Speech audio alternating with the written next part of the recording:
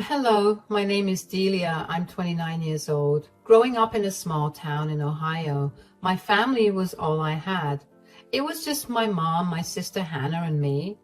My dad died when I was 12. I still remember the day he passed away. It felt like a piece of my heart was ripped out. After that, everything changed. My mom, Harriet, had to work 2 jobs to make ends meet. She was always tired and stressed. She would come home late, cook dinner, and then collapse on the couch. I felt sorry for her, so I tried to help out as much as I could. I did the dishes, cleaned the house, and helped Hannah with her homework.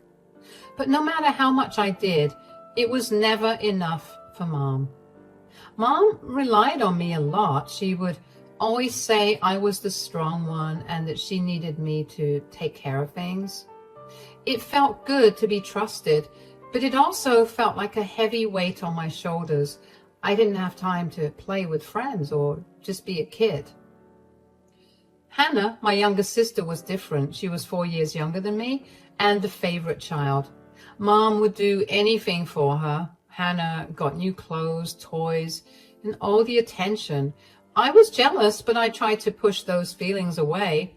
I told myself that Mom needed to give Hannah more love because she was younger and needed more help, but deep down, it hurt. Hannah didn't make things easier. She always got what she wanted, and she knew it. She would throw tantrums if things didn't go her way, and Mom would give in every time. I felt invisible, like I didn't matter. And when I got good grades, Mom would just nod and say, "Good job."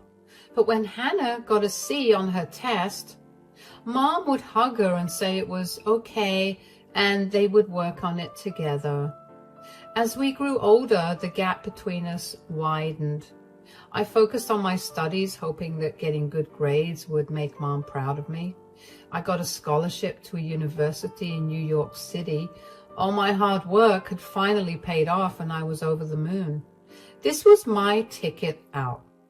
I wanted to escape the constant pressure and the feeling of being second best. I wanted to find myself and live my own life.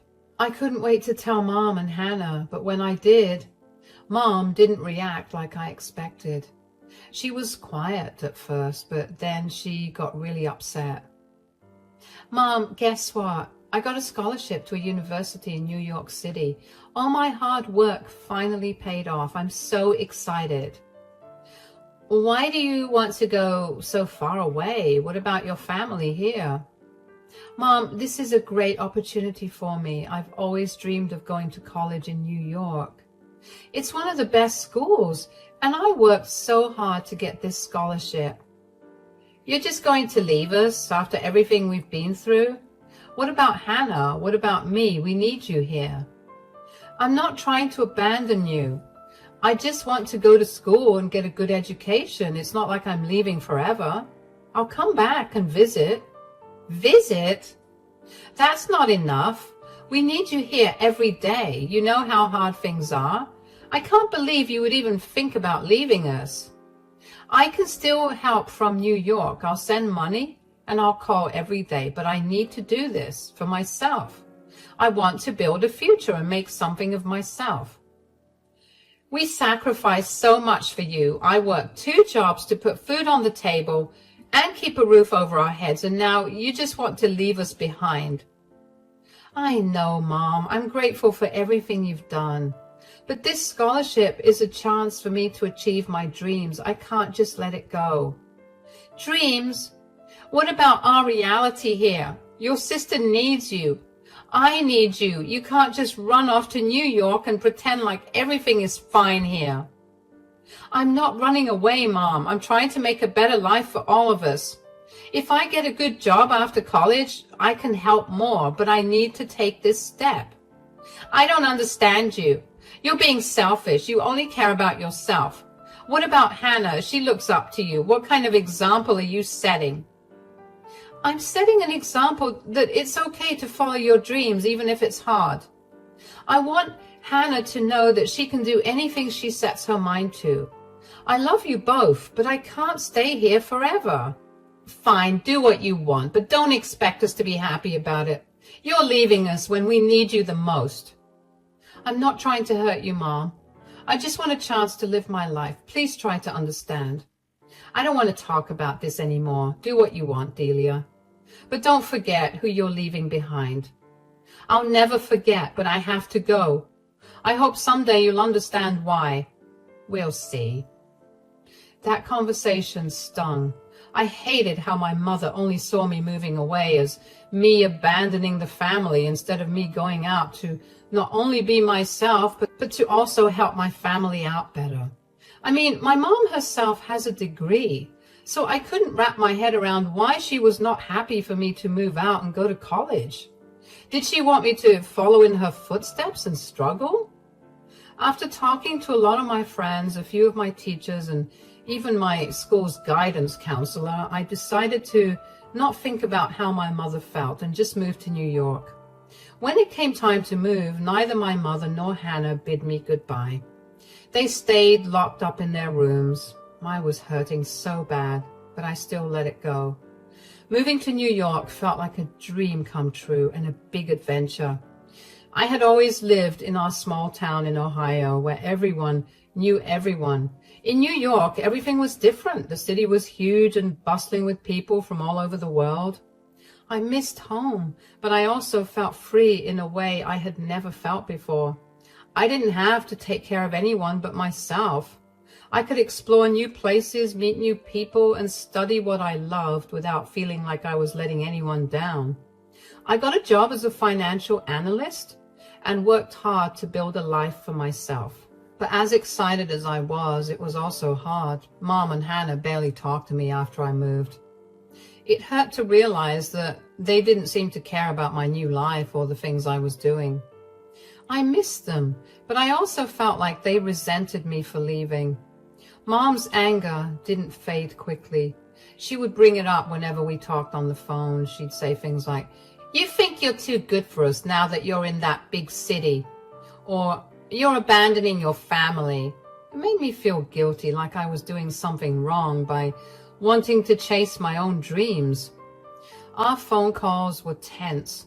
Mom would say my sister needed me or that I should be there helping them. It was always about them, never about me.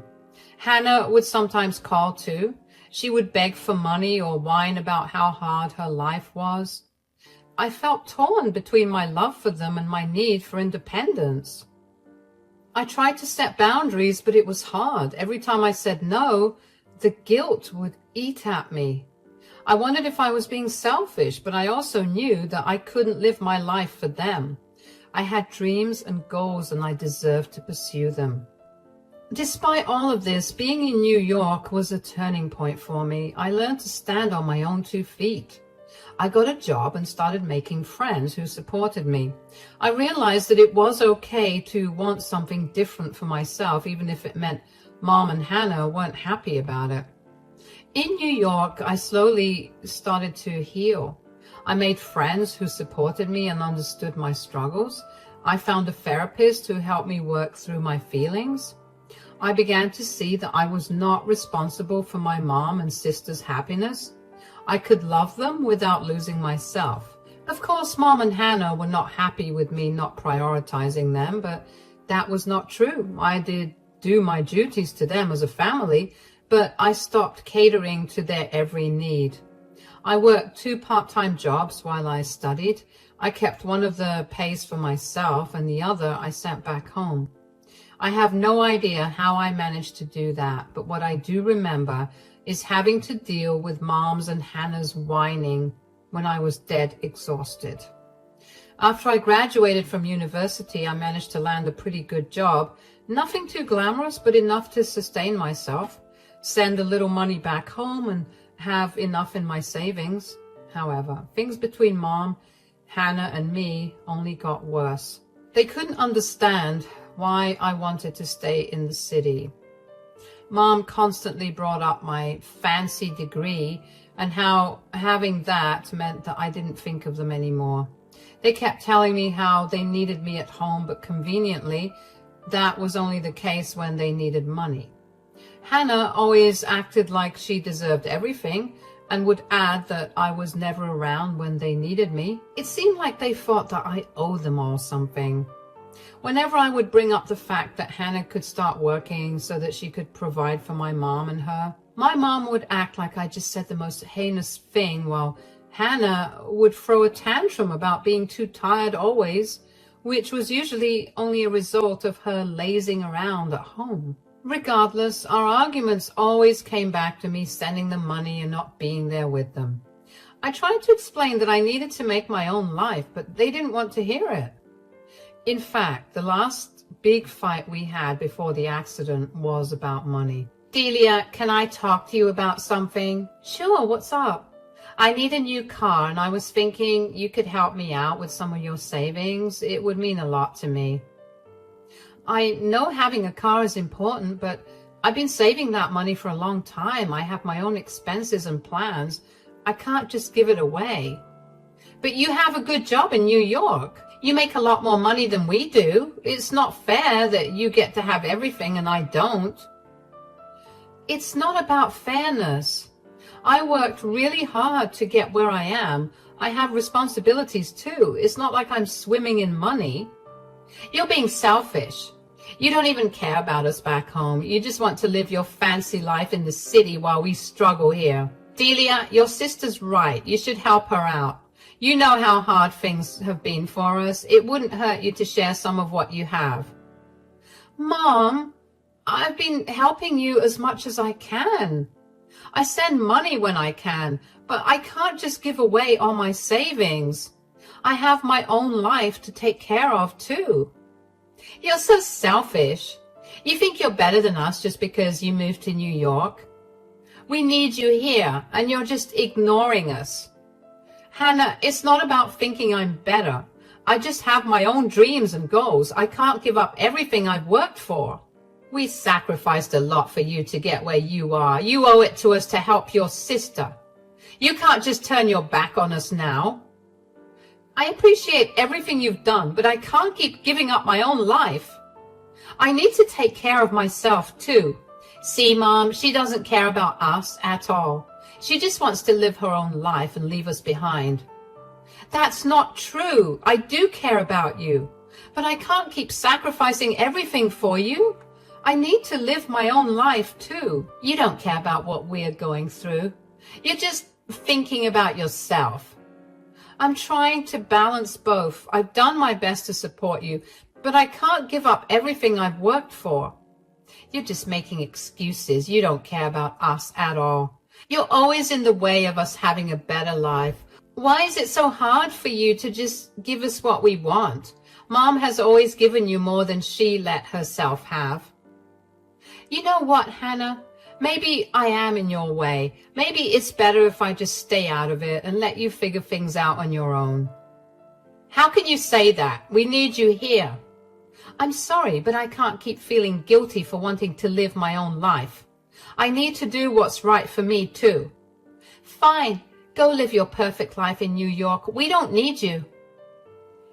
That argument was the last straw. After that, I pulled away even more. I didn't want to fight anymore. I needed space to figure out who I was without their constant demands weighing me down. I was tired of always being the one to solve everyone else's problems. Hannah and Mom tried calling me a few times after our fight, but I ignored their calls. I needed space to focus on my own life and not feel guilty all the time. At first, it was hard. I missed them and felt bad for not answering. But every time I thought about how they treated me, it made me sure I was doing the right thing. For 3 months, I didn't talk to them at all. The calls and texts from them stopped coming after a while, and I felt a strange sense of peace. I could finally focus on myself without feeling like I owed them something. Everything was going well until one day I got a call from Mom. She sounded scared and upset. Delia, it's me. Hannah's been in a terrible accident. We were driving and everything happened so fast. I don't know what to do. Mom, oh my God, is Hannah okay? Where are you? What happened? We were on our way to the store and then this car came out of nowhere and they crashed into us and I couldn't control the car. Hannah, Hannah's hurt, Delia. She's hurt really bad. Where are you now? Is she in the hospital? What did the doctors say? Yes, we're at the hospital. They took Hannah into surgery. They say that she has some serious injuries. Something about her spine. I can't believe this is happening. I'm coming home right now. I'll catch the next flight out. Please keep me updated on Hannah's condition. Is there anything else I can do? Just hurry, Delia. Hannah needs you. I don't know how this happened.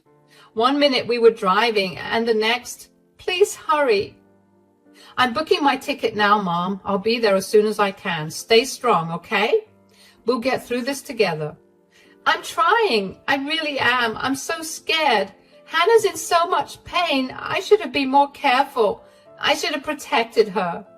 It's not your fault. Accidents happen. The important thing now is that we're all here for Hannah. She's going to make it through this. I should have been the one hurt, not her. She's so young. She didn't deserve this. None of us deserve this, but we have to stay strong for Hannah. She needs us now more than ever. I know. I'm sorry. I'm sorry this happened. Please hurry home. I will. I'll be there soon. Hang in there. Tell Hannah I love her, okay? I will. Hurry, Delia. I rushed to pack my things and just prayed that Hannah would pull through. The thought of my sister lying in a hospital bed, injured and in pain, filled me with a deep sense of dread. I booked a flight back home as soon as I could. The whole trip, I couldn't stop thinking about Hannah. I felt guilty for not being there. I felt even worse knowing that the last conversation I had with Hannah was a bitter argument. I wanted so badly for Hannah to be okay so that we could make up, but mostly I was scared of what I would find when I got to the hospital. When I finally arrived, I rushed to Hannah's room. Seeing her lying there, hooked up to all those machines, made me feel so sad and helpless. I held her hand and promised I would stay with her. The doctor said Hannah had damaged her spine. They said she might never walk again. Hearing that was like a punch in the stomach. Hannah was always so active and full of energy. I couldn't imagine her not being able to move around like she used to. Yeah, we had our ups and downs, but that didn't mean that she deserved what she got, or that was what I thought. I stayed with Hannah in the hospital for a long time. I wanted to be there for her and Mom. We didn't talk about our past fights. Right then, all that mattered was Hannah getting better. I helped Mom with whatever she needed and tried to support Hannah as best I could. When Hannah was finally able to go home, I stayed for a while longer. I wanted to make sure everything was okay before I went back to New York. I helped set up her room to make it easier for her to get around. I also talked to Mom about getting help for Hannah. Once I was sure that she was settled in at home and that they had the support they needed, I went back to New York. It was hard to leave, but I knew I had to get back to my life. I had a job that I couldn't take leave from. I figured that I could work overtime so I could send my mom some extra money to help take better care of Hannah. For the first 2 months after Hannah was discharged, I made sure to call every morning and every evening to check in on her. Things were tense between us still, but what mattered was Hannah being alive. Eventually they returned to their old ways. They started begging me to come back home. Mom would say things like, "Delia, we can't do this without you," and "Your sister needs you here." Hearing Mom say those things made me feel so guilty. I loved Hannah and wanted to help, but I also had my own life in New York. I know I'm coming off as entitled here, but the truth is, I knew that with my field of work, it would be very difficult to find a job back in my hometown. I stuck to my word and sent my mom money every single month to take better care of Hannah. Letting go of New York meant letting go of job stability. The last thing I wanted was to struggle like Mom. Mom would remind me of all the sacrifices she made for me growing up. I felt like I owed her, but I also wanted to be my own person. Hannah would call too, her voice shaky and sad. She said, "I need you, Delia. I can't do this without you." I could hear the pain in her voice and it broke my heart. I was so conflicted. Part of me wanted to drop everything and go back home, but another part of me knew I had worked hard to build a life in New York. The guilt kept eating at me, making me feel like I was failing both my family and myself. After a lot of contemplation, I decided to simply take the matter up with my boss. Thankfully, he was very understanding and told me that I could work from home for however long I needed. I rushed back home to help my mom and Hannah, and my mind finally felt at ease. One day, I helped Mom clean out the car. It had been a few months since Hannah's accident and things were still tough. As I was sorting through the stuff in the car, I found a small device under the seat. It was a dash cam. I remembered Mom saying that she got it for safety, but I had forgotten about it. Curious, I took the dash cam inside and plugged it into my laptop. I wanted to see if it had recorded anything before the accident. As the video played, my heart started pounding. I saw Hannah and Mom in the car. They were arguing about something. Then I heard Hannah say, "I'll make sure she gets out of our way." My stomach twisted in knots. The footage showed Hannah driving recklessly, swerving and speeding. My heart sank as I realized how dangerous it was. The video cut off just before the accident happened. I felt a mix of anger, sadness, and betrayal. Why would Hannah do something so reckless? I immediately knew that what she said had been a reference to our previous argument. Was she really that desperate for a car, that she was willing to completely change her life? I felt tears welling up in my eyes. It was hard to believe my sister, who I had always tried to help, could be so careless. I felt a deep sadness for what happened to her, but also a burning anger. I wanted to confront her, but I didn't know if I could handle what she might say. Finding that footage changed everything. It made me question everything about our relationship and the sacrifices I had made for my family. Once the feeling of betrayal subsided, red-hot anger surged through my veins. I couldn't shake the feeling of betrayal and anger. It was clear that Hannah's reckless behavior wasn't just a mistake. It was a selfish act that endangered their lives all over Hannah not getting what she wanted. I had always tried to be there for them, but this was too much. I couldn't believe how reckless and manipulative Mom and Hannah were. I knew I had to confront them, so I went into the living room, grabbed Mom's hand, and led her to Hannah's room, where I called a family meeting. When I showed Mom and Hannah the footage, their faces went pale. Mom started crying, and Hannah looked down, avoiding my eyes. I was furious. "Hannah, how could you? All this because you wanted a car?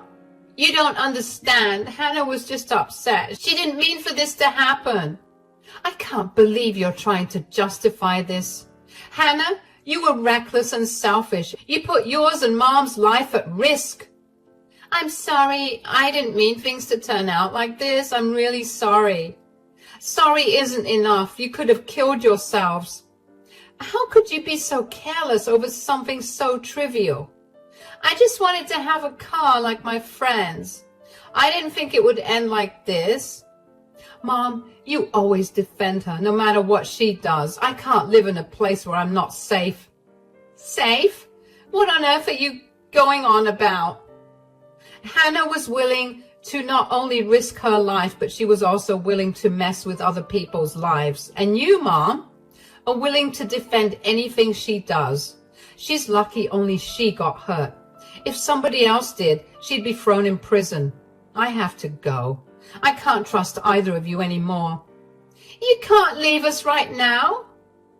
Why are you always judging me? You think you're better than us because you went off to college. Newsflash, you aren't. You had privileges I never got, and you never thought to share them with me or Mom. Those privileges only came to me because I worked until I almost dropped. Those privileges came to me because my mom made me support the family since I was young. You could have had the same privileges, but you were too spoiled. Mom never let you do anything, and you never had the drive to do things yourself. You've always been so entitled to everything that you never thought about me. You complain about me not thinking about you and Mom? Did you and Mom ever wonder how I managed to survive? No, all you ever cared about was yourselves and your needs. I cannot be around you two anymore. I'm leaving. I need to be somewhere where I feel respected and safe. Delia, please don't leave us. We'll change. Things will be different. No, Mom, I've made up my mind. I'm done with the guilt trips and manipulation. I don't want anything to do with either of you. What about the car insurance? You said you'd help me with it. I'm removing you both from my insurance. I won't be manipulated anymore. Delia, we're sorry. We'll do better. Please don't cut us out like this. I need some space to figure things out. Maybe one day things will change, but for now, I have to go. Fine, leave then. We don't need you anyway. I dealt with a lot of Mom's and Hannah's hand, but seeing what extent they were willing to go to just to get their way terrified me. They completely derailed Hannah's life just because she couldn't get a car. Cutting off my family was necessary for my own well-being. Despite their pleas and tears, I stood firm in my decision. I needed to prioritize my own safety and happiness, even if it meant walking away from the people I loved and cared for. Packing my things was hard. I didn't want to leave the home where I grew up, despite everything, but I knew staying would only bring more pain and resentment. I left without looking back, moving back to New York to start over. After I left, I wondered what would happen to Mom and Hannah. At first, I felt guilty for leaving them, but I knew I couldn't stay in a place where I felt unsafe and unappreciated. For the first few weeks, they tried calling and texting me, begging me to come back. Mom left tearful voicemails, saying how sorry they were and promising things would change. Hannah sent angry messages blaming me for abandoning them. I stayed strong, though. I needed time to heal from all the hurt and frustration. 4 months passed without any contact from them. I focused on my studies and made new friends who respected my decisions. It wasn't easy, but I knew it was the right choice for my well-being. I heard from a mutual friend that Mom and Hannah were struggling. Without my help, they had to figure things out on their own. Mom was upset and kept asking about me to anyone who would listen. Hannah, on the other hand, seemed to be facing consequences for her reckless behavior. It saddened me to hear about their struggles, but I couldn't go back to the way things were. Over time, I started to feel more at peace with my decision. I knew I couldn't change them, but I could change how I let them affect me. I hoped that someday they would understand why I had to leave, and maybe, just maybe, I could rebuild our relationship in a healthier way. I focused on my job and tried to rebuild my life. I leaned on friends who supported me and started therapy to work through my feelings of betrayal and abandonment. It was a slow process, but each day I felt stronger and more confident in my decision. Months passed before I heard from Mom again. She called, tearful, apologetic. She said Hannah was struggling with guilt, but I couldn't bring myself to forgive them yet. The wounds were too fresh and the pain too raw. Maybe one day I'll be ready to forgive and rebuild our relationship. But for now, I'm focusing on healing and moving forward, one step at a time.